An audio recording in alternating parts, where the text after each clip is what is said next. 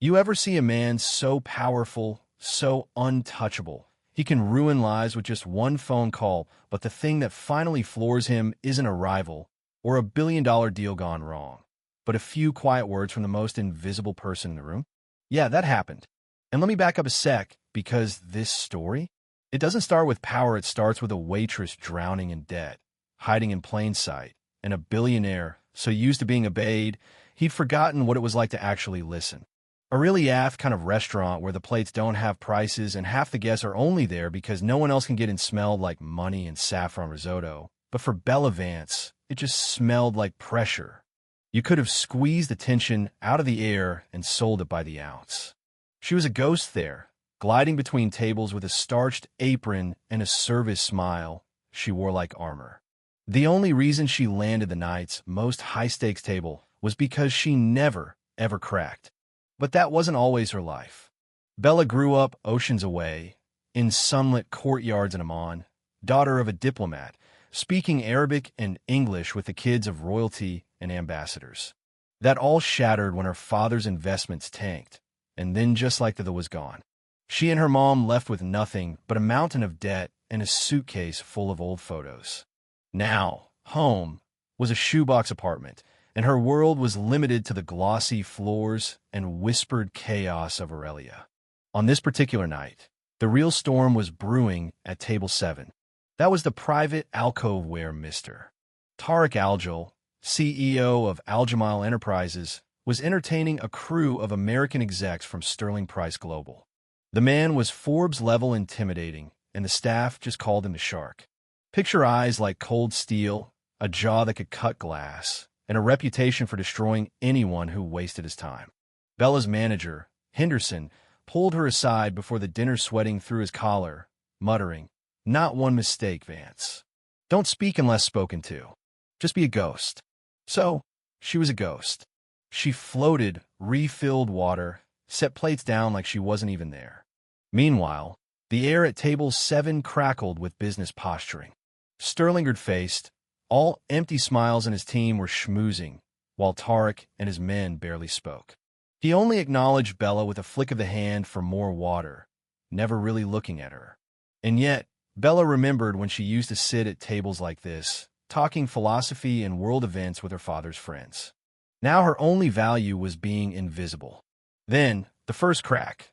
One of Sterling's young associates tried to joke his way into Tariq's good graces, but he butchered a simple Arabic greeting loud and proud, and so wrong. The table went silent. Tariq just stared at him, cold as midnight. Bella's heart jumped into her throat. That wasn't just a bad jokey, it was disrespect, reducing a beautiful language to a party trick. She slipped into the kitchen, heart pounding, every part of her screaming how wrong this whole scene was. These men, their arrogance, the piles of money flying across the table while she counted quarters for rent. But duty calls. She straightened her apron, hid her shaking hands, and carried on serving. The main course rolled out perfect Wagyu, truffled potatoes. The whole money is no object symphony, but the mood at the table had curdled. Sterling, full of wine and ego, started pushing the deal, raising his voice. "We're offering a legacy project here. A turnkey solution." Tariq, still deadly calm, cut him off. "Your solution involves dirty contractors, and you don't care about the environment. It's not generous, it's insulting." Sterling tried to joke it off. "Come on, this is business. Sentimentality doesn't help progress." But Tariq's face went stone cold. "My father built this company to build, not to exploit," he said. "That land in Jordan is not just a spot on a map." Bella nearly dropped the water bottle. Right, Theresh hiked those hills. Listened to old men tell stories under olive trees. Watched the sun rise over ancient ruins. Sterling, clueless, shrugged it all off. "It's just desert. We'd be doing them a favor." The arrogance was so thick you could have choked on it. That was it. Tariq's chair scraped back, loud and final.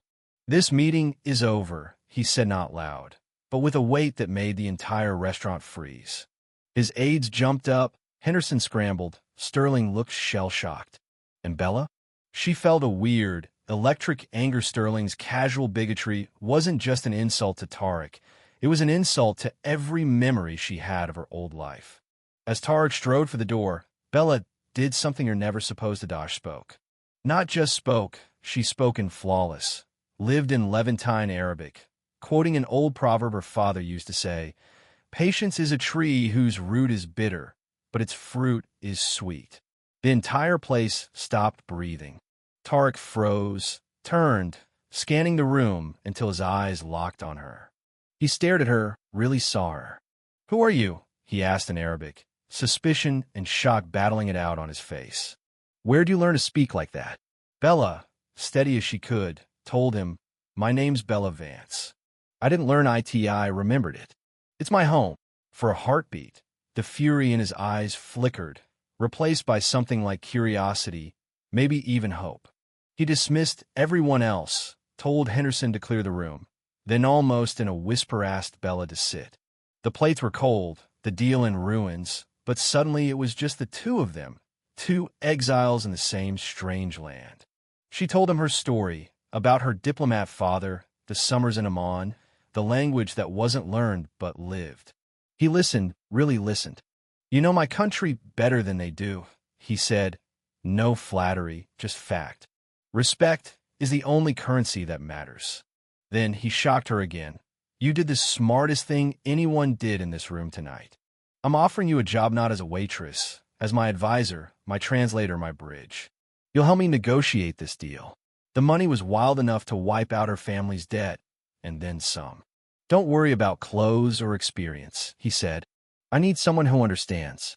I need your authenticity." And that's how, less than 24 hours later, Bella was walking into a marble hotel lobby in a suit that cost more than her rent, suddenly a key player at the negotiation table.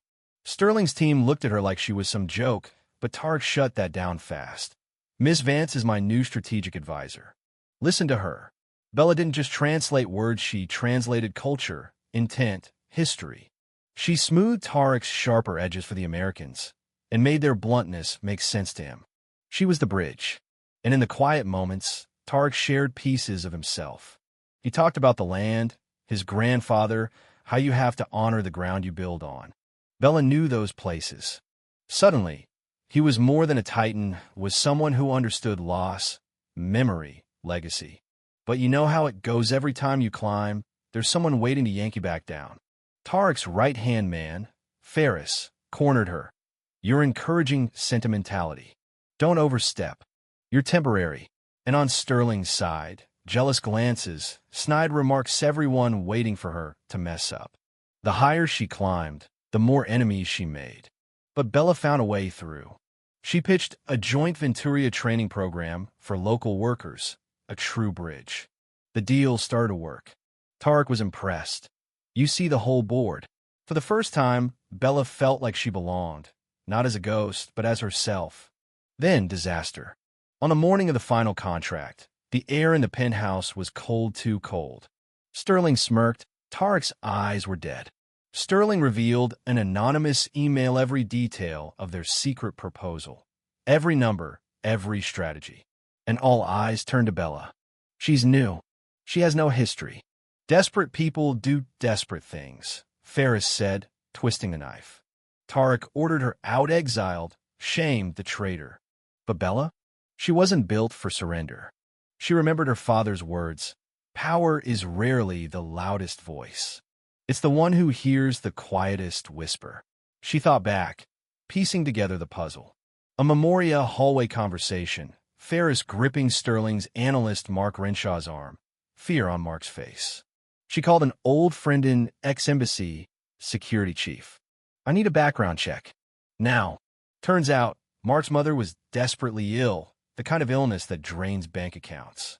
And just days ago, a mysterious wire transfer enough to cover experimental treatment landed in the right account. Ferris had found a weakness and squeezed. Bella needed proof, so she set a trap. She texted Tarek, asked him to gather everyone, pretend to surrender the deal. When a room was assembled, Bella walked straight to Mark. "I hope your mother's recovering in Geneva," she said, watching him crumble. Then, she turned to Ferris. "Did you promise Mark a future or just use his pain to cover your own tracks?" Mark broke, sobbing, confessing everything. Ferris was escorted out. Sterling's leverage destroyed. Tarek turned to Bella, voice full of regret. Your loyalty is worth more than this entire deal. Forgive me. Together, they closed the original contract. Tarek looked Sterling in the eye. The price of loyalty, Robert, is higher than you can pay. 2 weeks later, Bella stood on a hillside in Jordan, wind in her hair, the sun painting gold across the landscape of her childhood. She wasn't a ghost anymore. She was director of a new foundation, building not just projects, but a future that respected history and people. Tarek stood beside her, handing her a glass of tea. You're not just my advisor. You're a builder. And in that moment, Bella knew she was home. She'd gone from invisible to invaluable, not because of a title, but because she dared to use her voice, her story, her truth. Her worth wasn't what she'd lost, but what she was willing to fight for. So, let me ask you, what hidden strengths do you have? What quiet truths are you holding back that the world might need? Drop your story in the comments, hit like, and subscribe if you believe that sometimes the biggest changes come from the voices nobody expects. Let's talk about justice, loyalty, and the real price of power down below.